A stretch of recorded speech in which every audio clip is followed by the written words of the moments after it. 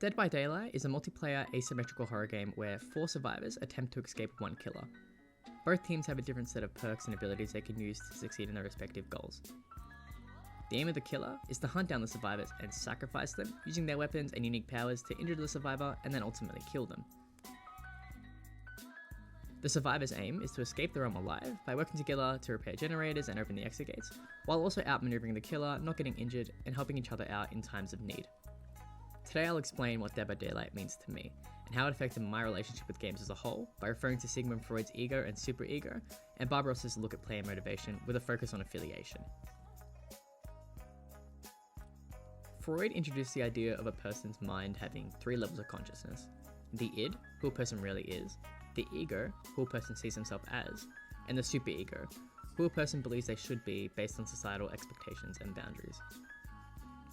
Growing up in the outer suburbs of Melbourne, there weren't any queer safe spaces for me to establish my own sexuality and understand what was going on internally.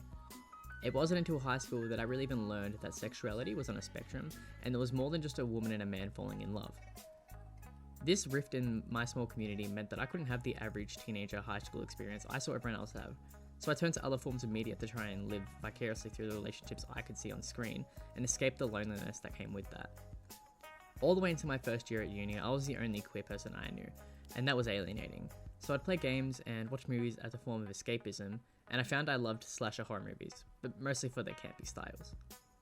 Okay, let's see. No, please don't kill me, Mr. Ghostface.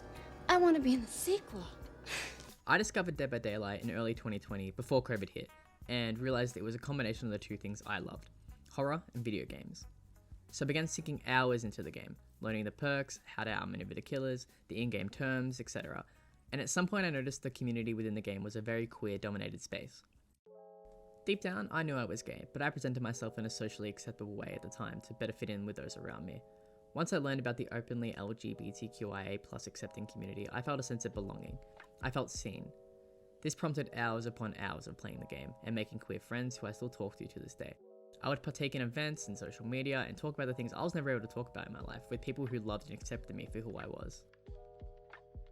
Freud's idea of a person's ego and superego being related to one's sense of self and the world around them can be applied to the situation I faced with Dead by Daylight and its community. My superego would tell me to present as a heterosexual male to be safe and loved, since that's how everyone else feels. So my ego would make the decision to lie about who I knew I was, just to be accepted by those around me. After I found a sense of belonging with the queer horror video game fans of Dead by Daylight, I felt appreciated and for the first time celebrated for being gay.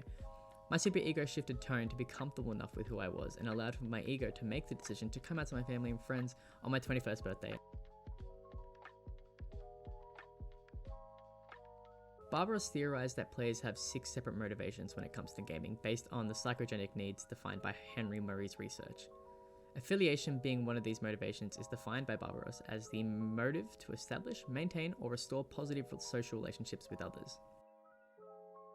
Dead by Daylight offered a sense of camaraderie in my life when there previously wasn't any. The desire to fill that void in my life was immense, so I sought out players after matches to chat and play together since the space was so queer accepting. In nearly every case, I was able to comfortably be myself and talk freely with people I met through the game, since it was already a shared hobby of gaming and more often than not a relatability when it came to being on the spectrum of sexuality.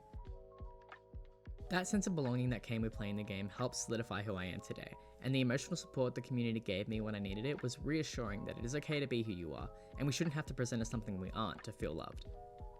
The motivation to associate with a group of people is a great example of Barbaros' need for affiliation in games. I never felt so connected to a game and its community before finding Dead by Daylight, and the sense of belonging that gave me made me play the game more, build strong social relationships, and ultimately fall deeper in love with the horror video game genre. Dead by Daylight is a multiplayer asymmetrical horror game where 4 survivors attempt to escape one killer. To me, however, it's a place where I found a sense of belonging. I only gathered the courage to come out as gay through having support from my friends I made within the game's community. My superego is no longer toxifying my ego with negative societal expectations, and my need for affiliation is satiated. Thank you for watching.